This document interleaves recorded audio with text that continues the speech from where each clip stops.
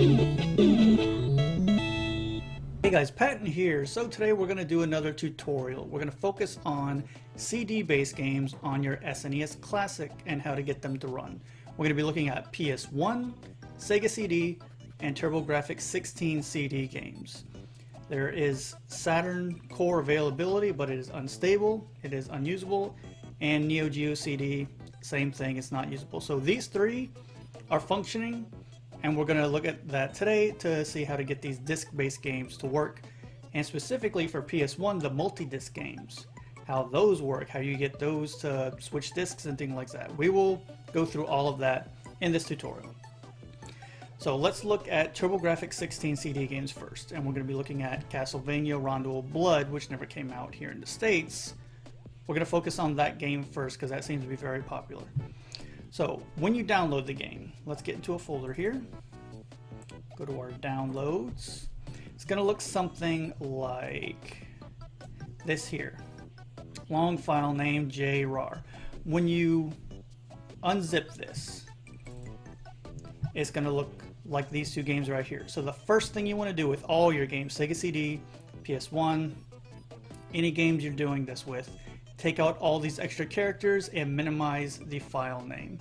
So that's what I did here. We have Dracula X and Dracula X ISO and Q, two different files. It's important that you have both files, Q and ISO. It's very important for Sega CD, TurboGrafx, not so much PS1, we'll get to that later. So you have a Q and an ISO file. First thing you want to do is change this ISO file. You're going to rename it to bin. BIN. A little pop-up if you change blah blah extension file may become unusable. Yes, we want to change it. It actually doesn't do anything bad here. So now we have a bin and a Q file. That's very important. You need both of those. Now this Q file, even though it's showing up as like a VLC file, can be edited. That's where this program right here comes in. And just so I'm clear, you're going to need all four of these programs. Not so much this first one, but we'll get into that later. But I recommend getting all four of these programs. I will provide all of them for you in the description for you to download so you don't have to go hunting for them. You'll have all four of these. So get these before you continue. So, Dracula X the Q file, you want to right click that. After you've installed Notepad++, you're going to click this Edit with Notepad++. Now, I've already done this part, but you'll see here that the file Akamajo, whatever, DraculaX.iso, this has to match your bin file associated with the game. So we are going to have to change something here. This says .iso, we need .bin. So we're going to change the .iso to .bin. So this, like I said, has to look exactly like this. No different at all, period, exactly, or this will not work. Then you're going to save. So once you've reduced the file name, now this Q file is going to recognize this bin file exactly, which is what we want. So how I got these to work is a program that was released by KMDF Manic. Along with all the cores I use in all my videos, you have to give him props because he has done everything in terms of mods and instructions and stuff like that. He helps me out so much with all this stuff. Go find him on, I found him on GBA Temp, those forums, and he's also on YouTube under Kylan K. So you need to go find him, give him some thanks for all this stuff because he does a lot of work with the SNES Classic scene. So he provided a batch file to combine these into one file called a CHD file, and that's what we're going to be putting into Hakchi once it's ready. So you have your bin, your Q file. Let's get out of this folder. Ripping tools. Look at this, bin Q. We're going to go back into our Q file to make sure it is looking the same. Yes, Dracula X bin right there. So this works with TurboGrafx CD and Sega CD. This does not work with PS1 games. What we're going to do is combine the bin and the Q file into one CHD file like I said before. To do that, this is all included. All you have to do is put these files in this folder labeled Ripping Tools. which again will be in the downloads. You put both of those in here, and I'm going to step away for a little bit when this happens because this is going to take a while. You can either click this exe right here, and manually do it, but KMDF Manic was nice enough to create a batch file that does everything for you. So you double click that batch file and you're going to get the command prompt here. What this is doing, not only is it combining those two files, but it's compressing them as well.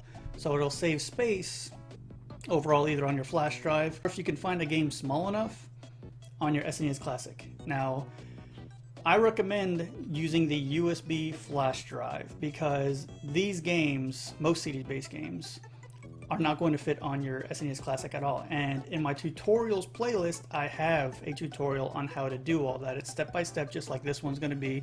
Super easy to follow. So if you really want to get into the CD-based games, I really recommend you use a USB flash drive, or else you will have no space. Even this game, this is actually a smaller game. It's starting at 540 megabytes. It's twice as big as what you can fit. So I'm going to step away for a minute, and I'll be back when this is all done.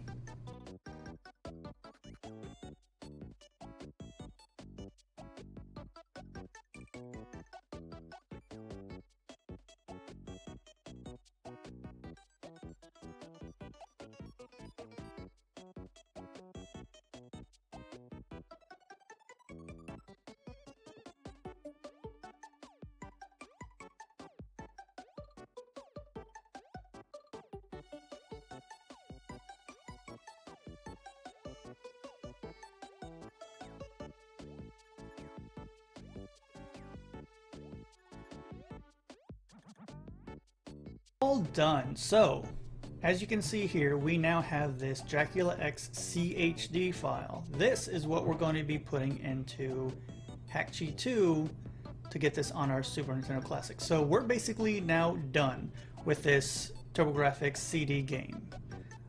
So let's go to our Hakchi 2. Now, before you do anything with Hakchi 2, make sure, and you can see I've already kind of gone through and taken care of things.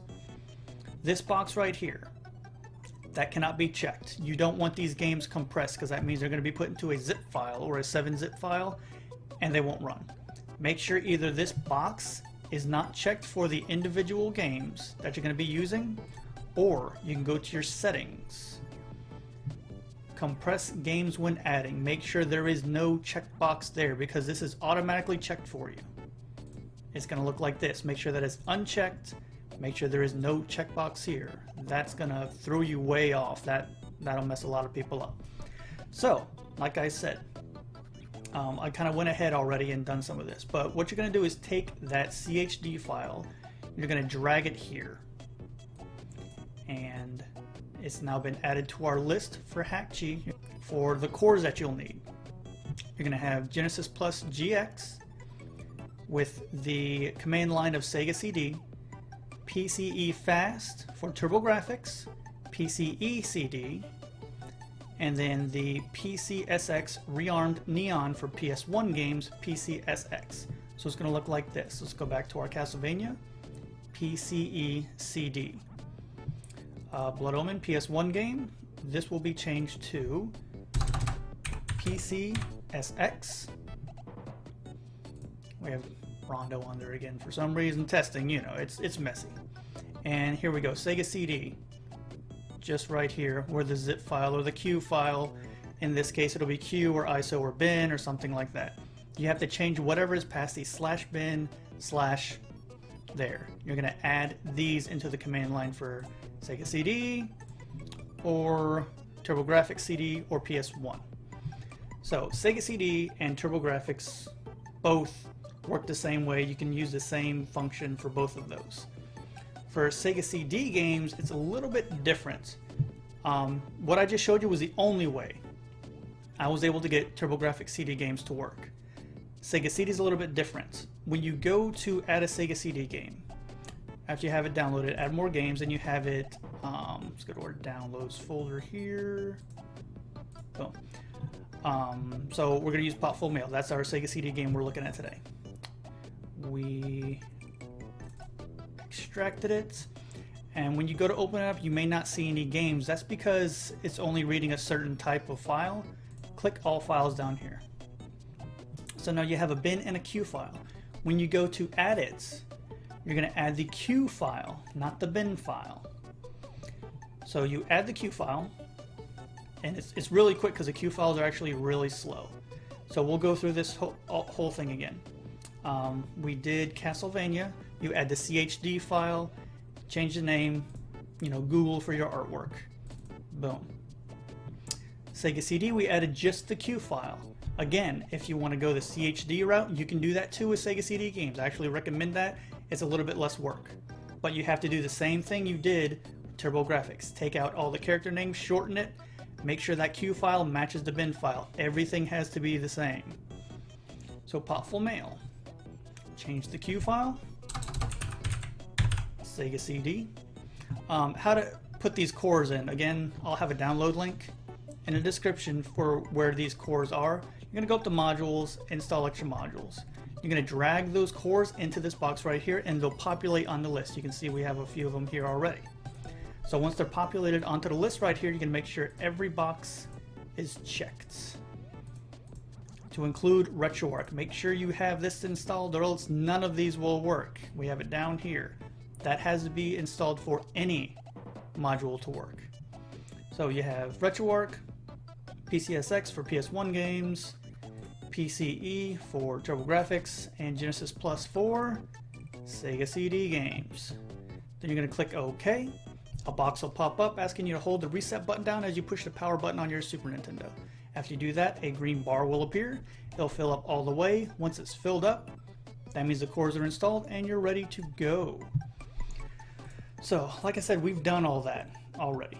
And again, this is assuming you have already flashed your SNES Classic and it's modded and ready to go. Or you've already done your USB and it's ready to go. So since we only added the Q file for this Potful Mail game, that's not going to do anything for us. Once you put a game here, once you've added a game to your Hakchi 2, you're going to get a folder right here. ASMPU. So if you go into your Hakchi folder, games_SNES, SNES, ASMPU. Here's that Q file that we added. Just this Q won't run the game. You have to go back to your other folder. Not ripping tools, downloads, and Potful Mail. The bin file, we need that. Just copy and paste or however you want to do it. Get it into the same folder that you have with your SNES Classic. So here we go. Now everything will work. We have the bin and the Q file, or like I said, if you want to make things simple, the CHD file. If you go the bin Q route, here's what you have to do. I'm going to right click the Q, edit with Notepad. Make sure this matches our bin file. Potfulmail.bin, potfulmail.bin. Everything matches there. But you also have to make sure this desktop file matches as well. Double click that. The bin Q user, this right here, potfulmail.q, that has to match your Q file. Or if you have the CHD, it has to match the CHD file. You'll see here that this still says Q. That's because Hakchi doesn't save the command line until you close it. So right now it says Q. Let's take a look and see if that actually is true. We're going to close Hakchi. Let's open up our desktop file again. Now it's been changed to Sega CD. So say you make all these changes to your desktop or to your command lines and everything, and you go and throw the games onto your flash drive, but you didn't close Hakchi. That's why, because you may have changed it in Hakchi, but you didn't close it. Those options didn't save. You have to save it for those options to take effect into the command line, which is equivalent to this desktop file. So our Sega CD game is all ready. Now what I recommend with this USB is, if you're using folders, which you should be, again, look at my other tutorial on USB on how to make folders using another Hakchi from a user named Dan the Man. He's a really cool guy too. Find him, follow him wherever he's at. I think he's on GBA Temp as well. Anyway, follow that tutorial. Get your folders set ahead of time. Do your folders first before anything. That way you don't have to keep flashing and flashing. Flashing stuff from Hakchi to your Super Nintendo is fine because you're only doing a max of about 250 megabytes. It's not that, you know, slow. It's quick. It's within maybe 10 minutes at the most.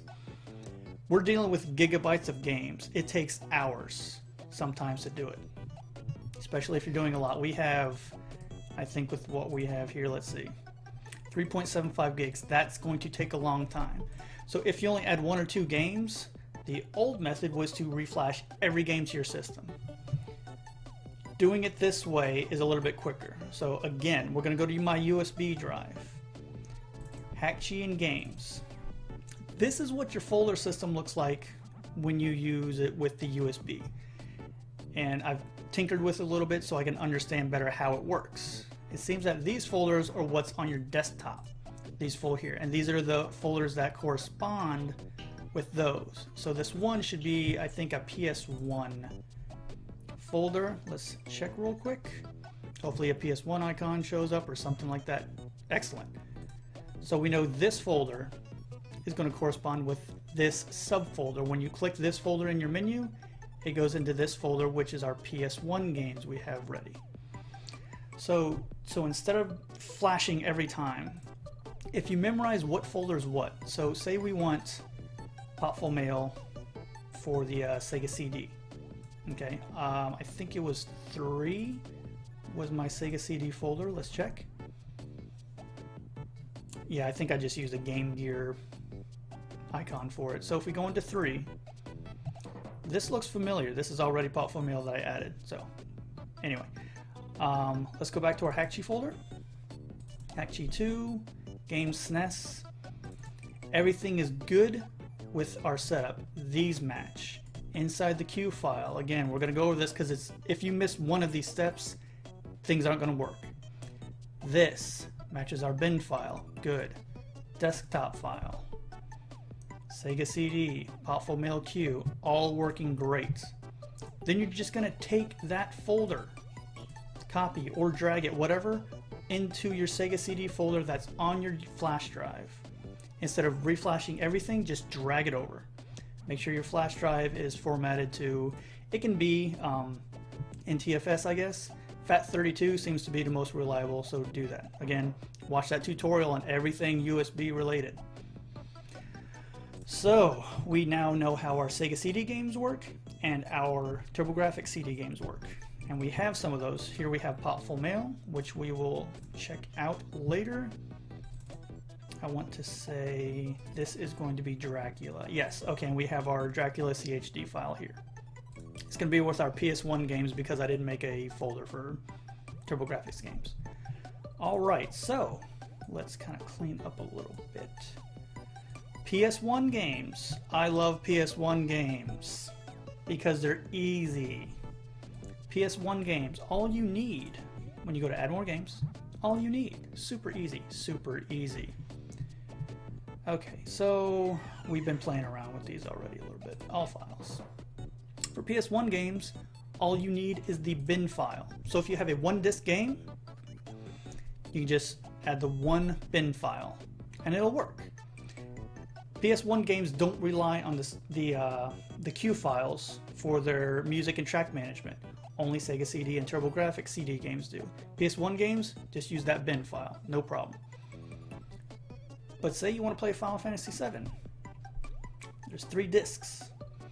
Now you can add each individual disc, but I'm going to show you a much better process. Now you can do this with regular games too if you want to compress them, because doing it this way compresses them also. Let's go back to that real quick. If you want to add Final Fantasy VII, okay, I just want to see real quick how big this is going to be. Properties of all 3 discs is about 2 gigabytes. Obviously won't fit, so we're going USB on this one. So 2 gigs.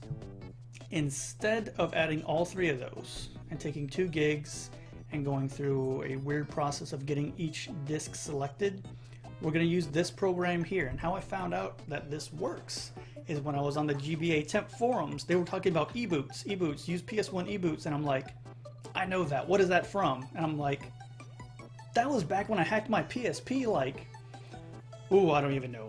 I want to say 10 years ago, something like that. E-boots, and I'm like, what was that program? And I'm going through my computer, PSX to PSP. I found the program that I used 10 years ago when I hacked my PSP. We're bringing it back. So, again, I will have that for you guys in the download folder. So let's get rid of Hakchi. We're not going to use that right now. Here is our PSX to PSP folder. How this works. You're going to click the executable. This is actually really, really cool. And I was thinking to myself, there was a way to make multi-games work really well on the PSP without having multiple files. So here is our system, 1.4.2. I'll provide that for you so you don't have to go searching for it. This was one of the coolest things. So you have your iso.pbb file 1. File 1. Right next to it, you're going to click this box with the 3 dots. It's going to be stupid easy. So add disk 1. Disk 1 is 713 megabytes. Hit the arrow here. You can add up to 4 files. Again, hit the 3 dots. I'm going to go disk 2. Arrow, go to file 3.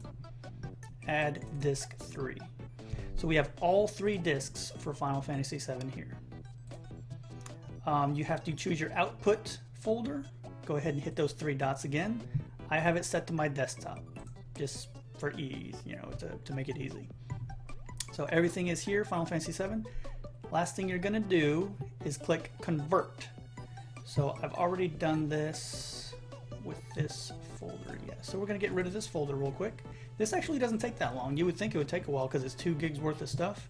Click that convert, 1.5 gigs. So we knocked off 500 megabytes. That's awesome. This e-boot is what you're going to be putting into Hakchi 2. So add more games. Desktop. Let's find our folder right there. Of course, again, all files because it doesn't automatically recognize it. I'm not going to do this because it's going to take a while to populate the folder, but you would click your eboot.pbp. And we don't have it on here because I've already done it. But again, for PS1 games, this is going to say PBP for you. Change that to PCSX. And that's all you have to do for PS1 games. Really super easy. If you're just doing one disc, just use the bin.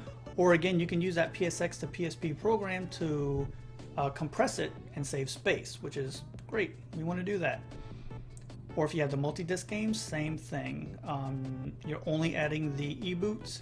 So we have everything ready. We have our TurboGrafx-16 CD, Sega CD, and multiple PS1 games here. So I'm going to meet you guys over at the Super Nintendo, and we're going to check all this out and do a little bit more tinkering with stuff. And here we are back at our SNES Classic with all these new CD-based games. So let's give it a shot. First, we're going to check out our Sega CD pop full mail and see how that runs. And here it is. If you followed all the directions, when you go to load it, this should happen. Perfect. We're going to hit start. There's Sonic. Is he going to do it? There, he did it. Sprinkle that magic. So now take a listen once this game starts up.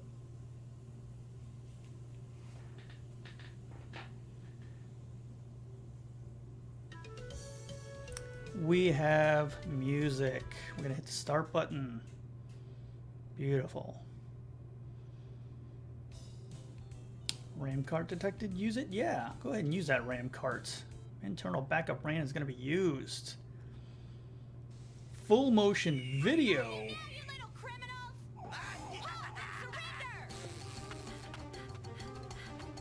Music.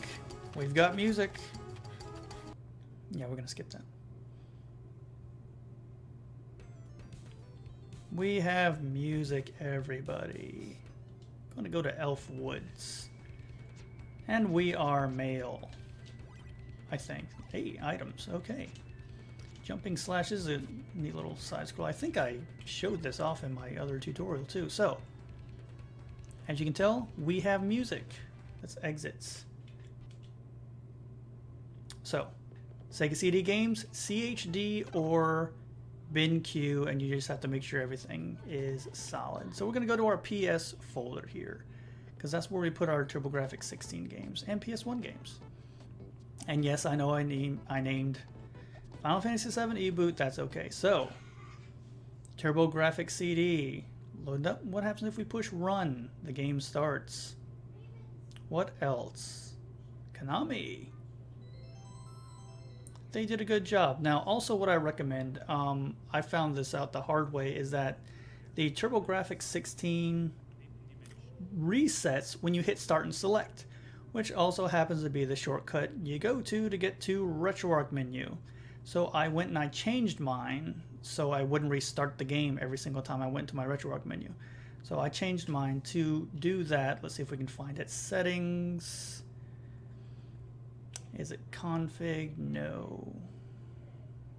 On-screen display. I don't think that's correct. Let's go to quick menu.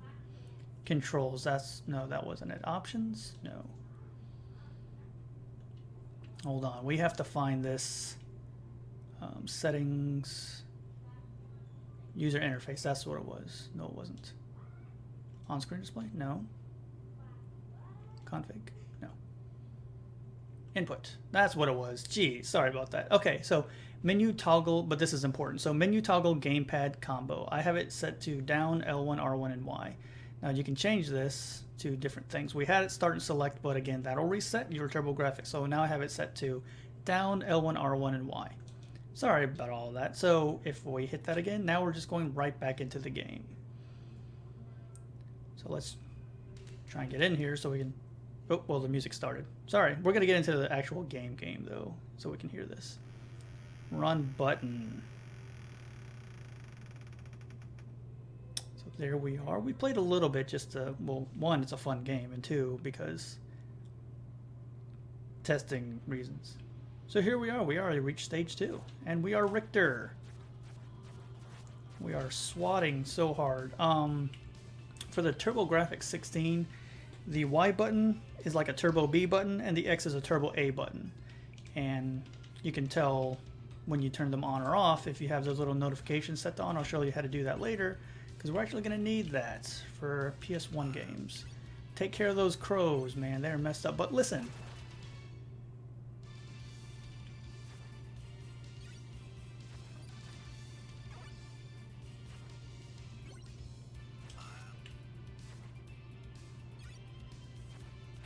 We have music, and great music. The Castlevania music has always been awesome. And now we can listen to it as we play. What does that do? Oh, it makes me invincible. That's cool. That's very helpful for this guy, because this guy's a pain. I don't like him. But we handle that like a beast. And why they would lower the drawbridge to let a Belmont in, I don't understand. But you know what? I didn't make this game. What was always cool about this too is like this is the exact screen of the first Castlevania game. That's awesome. So it looks like everything is running good. TurboGrafx-16 CD.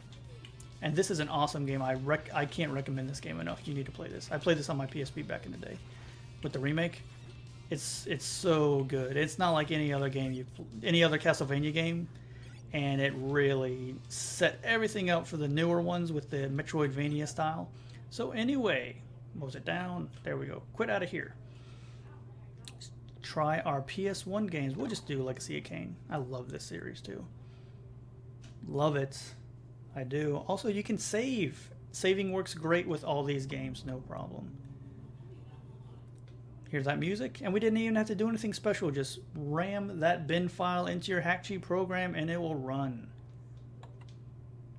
There is a magical operation of maximum importance. The initiation of a new aeon. You won't find any better dialogue than with this game. This series. A mug of ale for a weary traveler from distant Corhagen?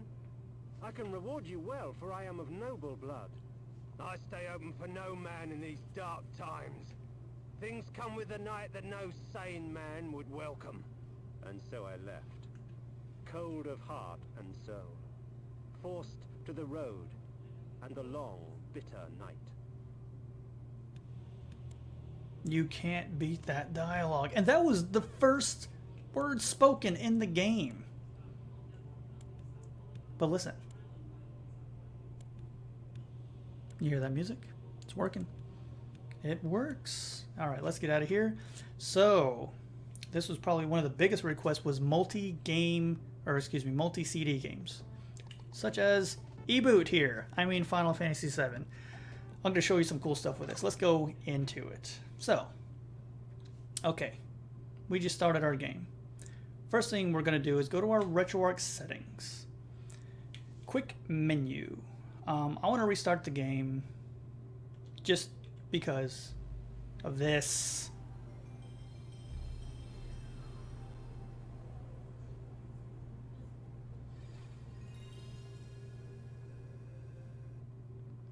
There has never been, nor will there ever be, a better startup sound. I don't care. There is no argument. You can try and argue. You won't. Even PS2 doesn't match it. PS2 is okay. You won't find a better startup splash screen than PS1. So, in our RetroArch menu for multi-CD games, go to Quick Menu. You're going to go to Disk Control down here. Wait, before that, sorry. Let's. We want to enable something real quick. It is on-screen display, on-screen notifications. You want to turn these on. And all that little yellow text you saw in the bottom left corner, that was because we turned on the on-screen notifications. So, once you have those notifications on, then go to Quick Menu here. Then down to Disk Control. Right now we are on Disc 1 of Final Fantasy VII. So what would you do if you needed to change the discs in a regular PS1? You would open it up, put in a new disc, and then close it. That's what this cycle tray status does. This is like opening up your PS1. Now that disc is ejected, we have no disc in our PS1. From Disc Index, if you hit left and right, you can choose what disc you're going to put back into the PS1. Let's put in disc 2. And then what do we have to do? We have to close the PS1 again. Cycle tray status. Now the the PS1 is closed with disc 2 installed. So we are going to exit out of our menu and back to Final Fantasy VII. So now disc 2 is playing. It's just like the regular PS1. If you took a disc out and put it back in, the system would still be running. It didn't just like cut off mid anything. So Squaresoft, one of my favorite companies back in the late 90s, I guess. So we've already started a game on this. Slot 1. We are in the reactor. I think I just beat the first boss and the reactor is going to blow up. So this is a disk 1 save file, but we are on disk 2. So what happens when we try and load this save file? Tells us to insert disk 1. Great. That's exactly what we want. So we're going to go back to our RetroArch menu, Quick Menu, Disk Control, open up the PS1, select disk 1, close it back up. I'm going to back out. Now watch what happens when we go back to the game.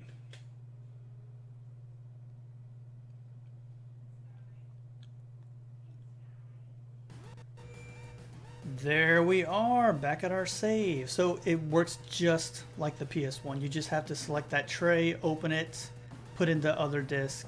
I'm going to play a little bit of Final Fantasy VII because this is definitely up there for me. Now you'll notice a little bit of graphics change right there with when the battle starts. I noticed that. I played this game so much. I recognize that right away. It doesn't look exactly the same, but this game runs perfect. I haven't heard any glitches in the sound, any slowdown in the gameplay, nothing at all. Runs exactly like it did, except for that little, difference in graphics for the splash when the actual battle started. Everything is going great. They did a really good job with this core, emulating it to the PS1, because PS1 games, little secret, I haven't seen any weird stuff go on with them, like arcade games or other stuff. It works 100% perfect.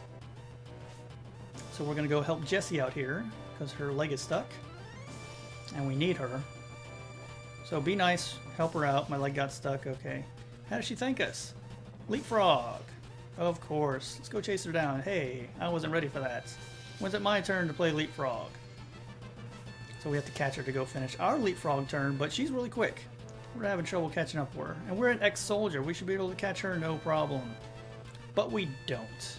Instead, we're going to go up these stairs, and she's gone. She apparently is very fast because she's no longer here. So now we have to find Jessie because we have to finish our leapfrog turn. But these little bunny rabbit turrets keep getting in our way. So we got to take them out first. And we take a laser to the face. So Cloud's like, not again! And takes out our first turret, and Barrett gets the second one as they explode in all of their red polygon glory. These graphics too, man. When this game first came out, I know PC gamers were used to stuff like this, but I didn't have a computer growing up. I had consoles. I was a console gamer all the way. So when this came out, I was like, oh my gosh. And it was on 3 discs. I was like, whoa, this is a big game. So this is why you need Jessie. You gotta talk to her first because she's gonna unlock that first door for us. So be nice and help her. Then you go over here and talk to Biggs. They'll get the second one. We're not the techies, we're just, you know, the muscle. They take care of all that stuff for us. So it's time to get out of the reactor because it's about to blow. There goes Barrett's. Let's help Jessie again. Is it our turn for leapfrog? No, because we almost died. But as you can see here, the FMV videos play just fine as well. So there you go. I hope this is a helpful tutorial for you. I know it was kind of longer, but this needed a little bit more explanation than the other tutorials that I normally do, just because of the differences in getting the games onto your Hakchi program and then onto your SNES Classic. So, oh, and like I said before, save states work. Oh, pretty cool.